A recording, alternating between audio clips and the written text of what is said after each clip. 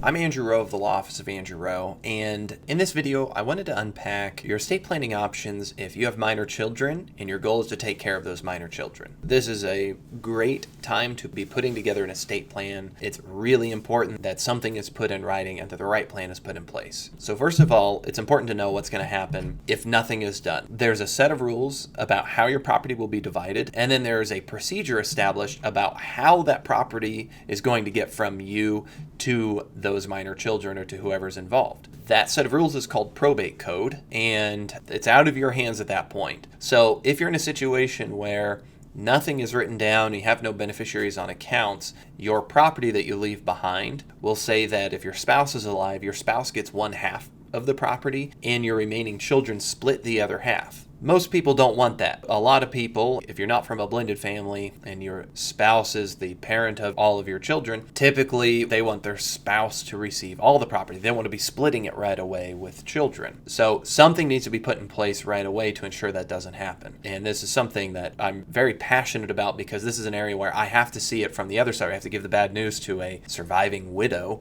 and tell them, hey, we have to take care of these minor children who now have 1/2 interest in this cash, in this insurance, in this house, and we have to go through all these hoops and procedures of probate code in order to get this taken care of. So when you're setting up an estate plan to take care of minor children and ensure that if you've got a spouse, that the spouse gets a property, there's really two directions that you can go with this that I recommend. And there's a lot of other factors at play, but there's typically two options, and really this is to just get you familiar with some of the concepts and principles behind it, to get you thinking about it, about what's important for you. So your two options are either to establish a will or a trust. Now, there is a third option available to some people where you rely just on beneficiary designations to get the property from you to your children. However, I do not recommend that. Technically speaking, you could list your children as the beneficiaries of every one of your accounts and your house and your life insurance or retirement. That would get them the property but create many more problems than it solves. The first thing is a minor child is not permitted to own any amount of property over a certain amount without having to establish a conservatorship in court. And a conservatorship is kind of like a living probate. You have to go to a judge, appoint a responsible party who's in charge of caretaking those funds until that minor child turns 18. That responsible party will have to give an accounting to the judge every year about what they've done with the money. The conservatorship itself is avoidable if we just take it out of that option. So we don't want to be giving money to minor children. You also don't want to fall into the trap of giving the money to the guardians either. If you pay the money to the people who you wish to turn around and give it to your kids or use it for their benefit, because if that guardian themselves dies or is going through a divorce or is being sued or is on Medicaid or some other situations, they've lost the ability to take the money you've gifted them and use it for your children. In those cases, you can accidentally disinherit all of your children and make it to where only that guardian's creditors get your hard-earned money. So I do not recommend relying on beneficiary designations to take care of your estate plan when you have minor children.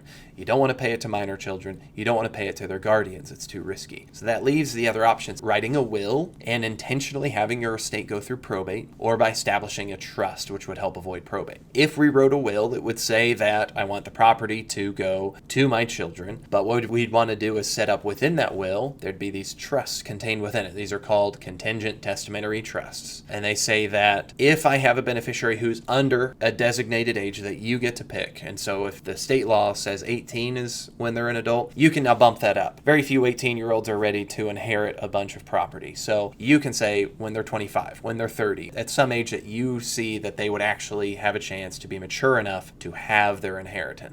So that's the first benefit. But we hold their funds in a trust account, and we pick who is going to have the checkbook, who the responsible party will be using those funds for the benefit of that child until they turn that designated age. The drawback with a will is that it's going through probate. Probate itself is an expensive and time-consuming process of getting your property out of your name and set up into these trusts or into the hands of your beneficiaries. It costs thousands of dollars, and one of the major defects with it, especially with minor children, children is that your assets are frozen until the judge says otherwise. And sometimes they could be frozen for 6 months to a year, pending the ultimate conclusion of your estate. If you have minor children who are dependent on the money coming through, that's going to create a problem. We have to go make special petitions to the judge to say, we can't wait until the end of this process to distribute funds. We need to get access to them sooner so that we can be taking care of the little kids, paying for school and housing and insurance and things like that. So probate tends to be a burdensome process. On top of that, when we have minor children involved, it requires us to appoint a second attorney to represent the minor children's interest. It's called a guardian ad litem. So it takes 2 attorneys. And every trust that we set up in a will has to create its own case heading in the probate court. Essentially speaking, it's more complicated. This isn't just basic probate anymore. We're having to open essentially new probate cases for every child that you have, and those cases have to stay open for as long as the trust lasts, so that your trustee will have to render an accounting to the judge every year until the trust is terminated. So because of that, it's an unfortunate situation where wills can get the job done, but they're very clunky in Kansas. They don't have a lot of ways to skip all of these steps or to make it smoother. So the alternative, if you're looking to have the property held for your children but not given to them too soon,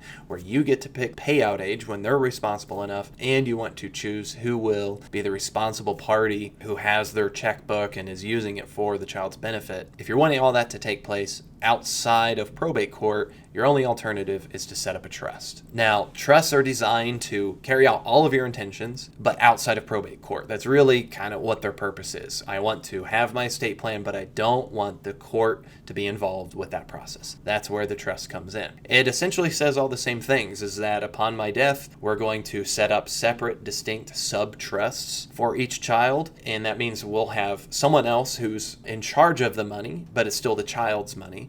And the person in charge of the money, our trustee, is told in the document to use the money for the child, for their health, education, maintenance, support, or whatever terms that you come up with until they reach the age that they are mature enough. And maybe they're not ever going to be mature enough. You can also choose that, and you can delay the distribution to their entire life. Maybe there won't be a point where they ever would be responsible enough to have their own funds. Trusts are a great vehicle to account for that. So trusts have a lot of added incidental benefits to it as well. So it's not just situations of taking care of minors where they are beneficial. And even once they age out, avoiding probate is something that a lot of people seek to do. So you can still use this trust in the years to come to account for the changes in your life. But basically speaking, we can get the job done with a will. It will have a lot of drawbacks to it and be very expensive after your passing, and there's no way around that. The trust would be the one designed to act quicker, allow you more control, and then keep it out of the probate process so that you keep those costs down after you're gone, and that these things can take place a lot quicker. So those are your 2 options to be thinking about. The other categories you need to be thinking about is who your guardians will be. And I wanted to unpack the different tiers here. Your estate planning document should clearly define who your permanent guardians are. Those people who will be in charge of raising your children, have custody of them,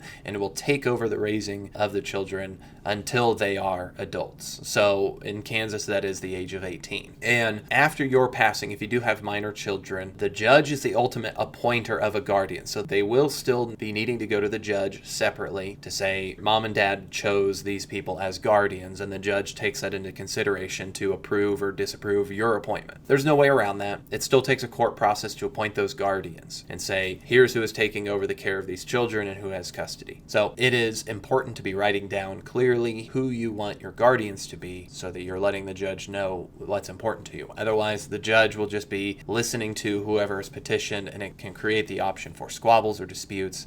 And ultimately, you're the best person to know who the best caretaker for your children will be after you're gone. So thinking through who you want to have the checkbook is important, who will be the caretaker of your children's inheritance prior to them aging out, who you want to raise your children is an important thing to think about, and then what option, if you're wanting to set up a will to get the property to your children, or a trust, or if it's worth the investment for you to set up that trust to avoid that probate process. Please take all these questions, be thinking this through. This isn't legal advice. There's many, many more factors that have to come into establishing an estate plan and making the ultimate recommendations, but those are really some basic options to be thinking about when setting up your estate plan. So be sure to communicate that. So we'd be happy to put something together for you to carry out your estate plan and make sure it will go off smoothly. We look forward to hearing from you.